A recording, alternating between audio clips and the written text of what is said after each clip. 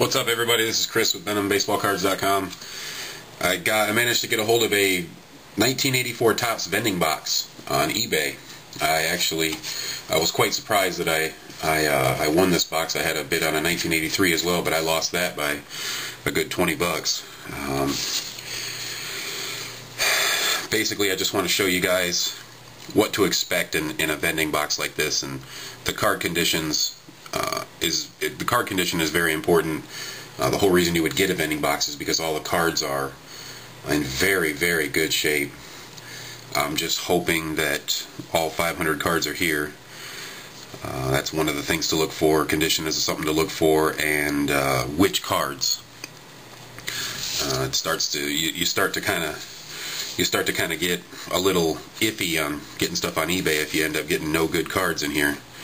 But I see we got a Lee Tunnel, Brad Havens, Robin Yount, Glenn Brummer, Jim Fry, Alejandro Pena, Jose De Leon, Jay Johnstone, Brian Clark, Jeff Lottie, Charlie Lee, Champ Summers, Cliff Johnson, Frank LaCourte, Dave Rozema, Steve Lubratich, Mark Clear, Ron Kittle, Max Venable, Rick Honeycutt, Doug, yeah right, Pete Ladd, Marty Castillo, Mike Stanton, Sammy Stewart. There's Wade Boggs. That's something a lot of people are looking for, is the players that they know from well after '84. There's a Ricky Henderson and Tim Conroy leaders card. Jose Cruz and Nolan Ryan. That's another man. Real good ink marks right there. You can see the ink transfer from other cards, or from whatever possibilities there could have been back in '84 when they printed these. But you can see that right below Cruz Jr.'s picture, there's a pretty good ink smudges there. It's disappointing because it's a Nolan Ryan card. I know it's not worth as much as the regular one. Nolan Ryan, Steve Carlton, Gaylord Perry, another subset style card. Now the rest of these cards that are in this box I have not looked at. So starting with these right here, I don't know what's in here. Rich Hebner's got a real good ding right there. It could have been caused by just about anything. Eddie Murray, another one of the legendary players that people quite often look for when they look at these somewhat vintage cards. And yet another Nolan Ryan leaders card with Steve Carlton and Tom Seaver. You know what, at almost 7 minutes already, I'm just going to go ahead and look through I'll try to recognize some of the bigger names that people are going to know, the reasons that you guys would actually get a box like this. And Don Mattingly and Darryl Strawberry are the two rookie cards that were highlighted in this set. But the Mattingly card obviously books the highest. It's the most sought after card. Cal Ripken's base card is actually worth more than Darryl Strawberry's rookie card. I'm sure that has a lot to do with Darryl Strawberry's off-the-field problems that he had with. There's Ryan Sandberg. There's a Cal Ripken leaders card.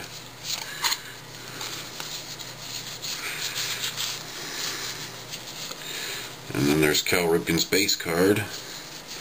Right there. That one's worth more than Darryl Strawberry's rookie, so I wouldn't be surprised to find that in here. Ozzie Smith, wow, that is disappointing. Look at the damage on that card. That is unbelievable that there's that much damage on one card. It's obviously caused by a machine. I'm sure no person would be able to do that just incidentally. I mean, that is a horrid amount of damage to a very good card. That's very disappointing to see in a vending box. The whole reason we get vending boxes is to keep the conditions better. Something else when you're looking for vending boxes on eBay specifically, make sure, wow, that card is horribly off cut. It's got the dotted lines for the cut lines. I've never seen a card cut that badly. That is terrible, but there's a lot of people that want those cards, so that's actually got some kind of a demand versus the just blatantly damaged Ozzie Smith card.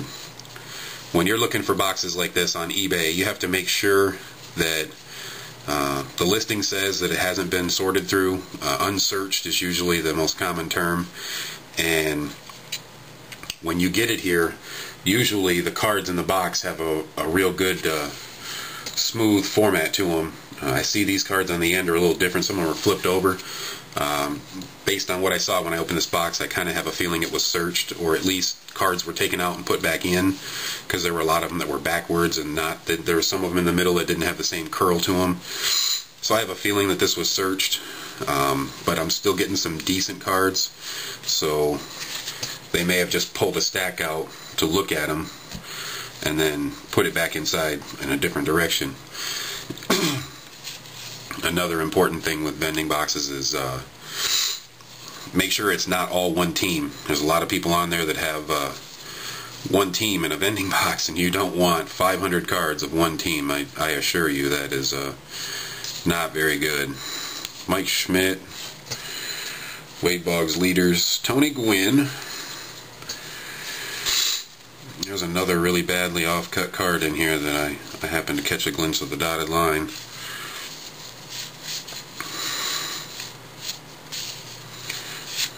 All I hope is it's not the Mattingly.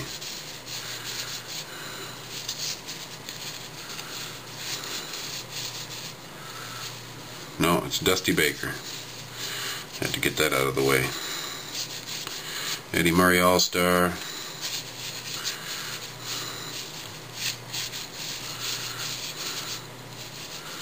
Dave Conception's cut pretty badly. Andre Dawson All-Star. Willie Randolph cut very badly. That's actually worse than the other one, Mookie. Schmidt All-Star.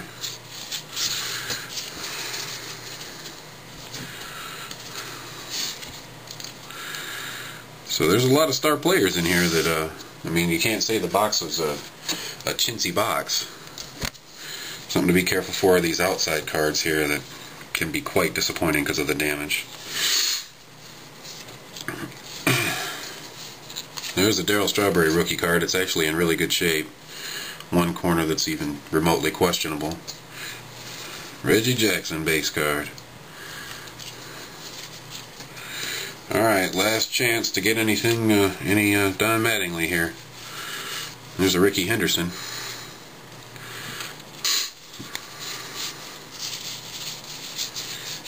Nope. No Don Mattingly rookie card.